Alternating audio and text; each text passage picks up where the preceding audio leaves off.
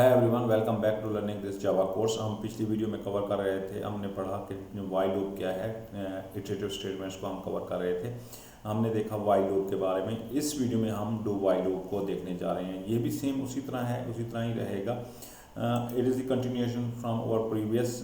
इस चीज़ को बल्कि मैं इधर इस साइड पे कर लूँगा क्योंकि सेम चीज़ है, कोई डिफरेंस नहीं है। इसी चीज़ को ही मैं आगे आपको डिफाइन करने जा रहा हूँ। अच्छा, क्या डिफरेंस क्या आ जाता है? थोड़ा सा डिफरेंस है इसमें। डिफरेंस ये आ जाता है do while loop rather than while loop. Do while loop at least one time क्या होता है, रन होगा, इटरेट होगा। At least one time it will must क्या होगा, इटरेट होगा। डू होता है, डू के अंदर बॉडी होती है।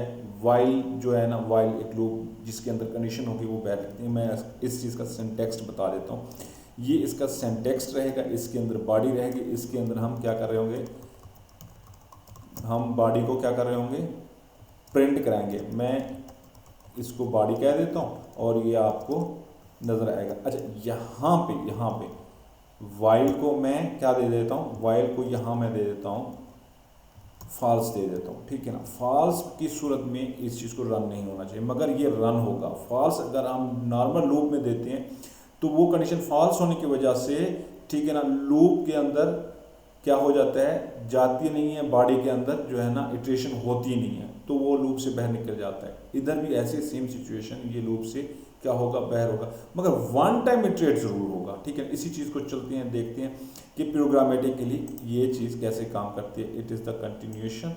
अच्छा, मैं इस चीज़ को बल्कि ख़त्म कर देता हूँ।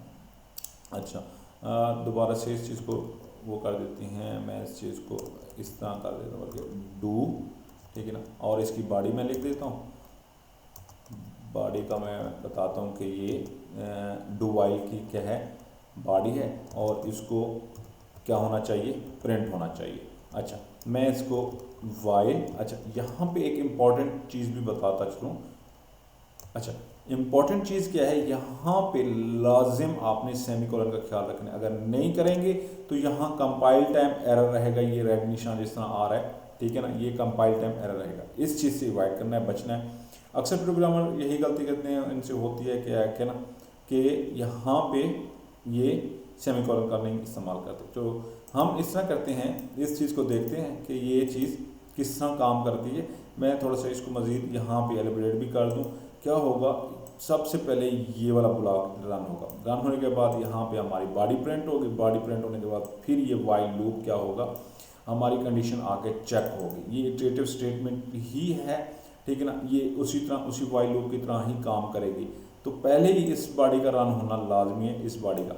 अच्छा, अब क्या हुआ कि हमने फॉल्स दिया, वन टाइम रन हुआ और इसने हमें वन टाइम आउटपुट दे दिया। ये भी उसी तरह same as it is infinite loop में भी चला जाता है। ये सेम एज इट इज़ हम इस चीज़ को कंडीशन में भी लेके पहले चेक करते हैं।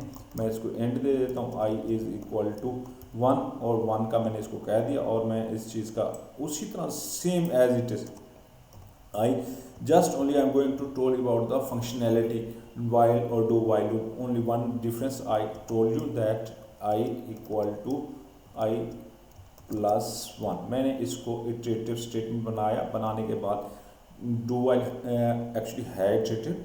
मैंने इस चीज़ को इंक्रीमेंटल जो है ना बनाना इस वजह से कि मैं इसको एक कंडीशन डिफाइन करता हूँ। मैं कहता हूँ मुझे जो है ना प्रिंट करानी है 1 से लेकर 9 तक, 1 से लेकर 9 तक जो है ना मैंने प्रिंट करानी है, जिस तरह हमने वाइल लूप में कराया। इसमें भी मैं इसी तरह ही करा रहा हूँ, ठीक है ना। इसको मैंने कंडीशन बता देता हूँ कि मेरी जो है कंपैरिजन करनी है। आपने आई की कंपैरिजन करनी है जो कि लेस है 10 से। 10 से क्या है, 10 से कम है। अच्छा, अब ये उसी तरह ही प्रिंट करेगा जिस तरह हम ऑलरेडी देख चुके हैं।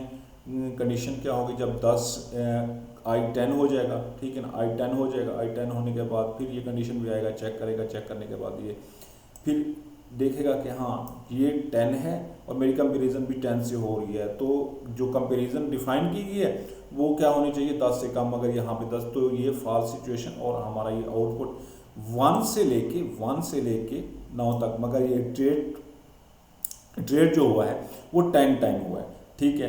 अच्छा, अब इसको देखते हैं कि इन्फिनिट सिचुएशन में कैसे चला जाता है। वही उसी तरह सेम होगा इन्फिनिट। मैं सिंपल इसे ट्रू कर देता हूँ। मैं सिंपल इसे और कुछ नहीं करता, मैंने इसको ट्रू कर दिया, और ट्रू करने के बाद इस चीज़ को देखते हैं ये इन्फिनिट स्टेट ये किस तरह, यानी कि ये जब डू का मैं ऑलरेडी बता चुका हूँ कि ये बॉडी रन होगी, रन होने के बाद ये ऑलरेडी रहेगा ही ट्रू स्टेट में, ट्रू के ऊपर के आया कि ये चीज़ इन्फिनिट में चला जाएगा और कहीं रुकने का नाम नहीं लेगा, ये चलता रहेगा चलता रहेगा चलता रहेगा जब तक हम इस चीज़ को क्या ना करें, स्टॉप ना करें। ये कंडीशन स्टॉप करने का भी तरीका है गुड प्रोग्रामिंग प्रैक्टिस में डिफाइन करता हूँ कि यहाँ पे इस चीज़ को इस तरह होना चाहिए।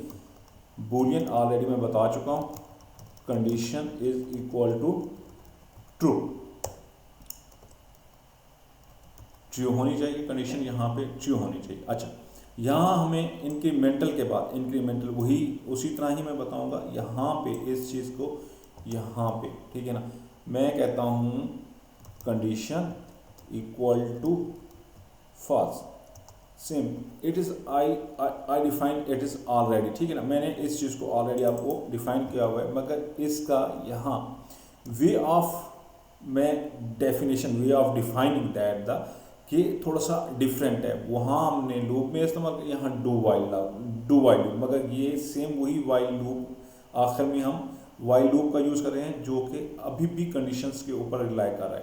तो कंडीशन मैंने यहाँ पर आके मैंने क्या कर दी, फॉल्स कर दी। फॉल्स करने के बाद यहाँ पे आएगी कंडीशन चेक होगी, यहाँ फॉल्स हो चुकी है, यहाँ पे आके चेक होगी।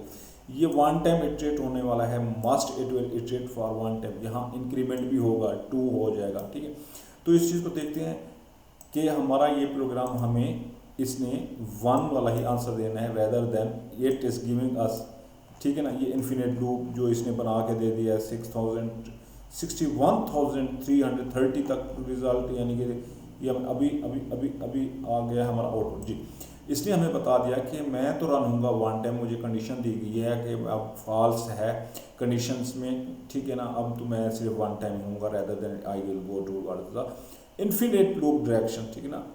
हम गुड प्रोग्रामिंग प्रैक्टिस को मैं इसी वजह से बार बार बता रहा हूँ कि इस चीज़ को जब आप डिफाइन करें, इसकी हमें लिमिट मालूम नहीं होती, हम वाइल और डू वाइल लूप जब यूज़ कर रहे होते लिमिट मालूम नहीं होती, तो इसके लिए मस्ट है कि आप कंडीशन डिफाइन करें कि इस चीज़ ने इन्फिनिट में नहीं जाना, इसने लिमिटेड चीज़ को, ठीक है ना, क्या करना है, इटरेट करना है लिमिटेड टाइम के लिए, लिमिटेड टाइम नंबर्स और कंडीशंस के लिए इसने इटरेट करना है, और इसने हमें इस पे जाके, ठीक है ना, लिमिटेड कंडीशन में जाके इसने हमें आउटपुट देना है।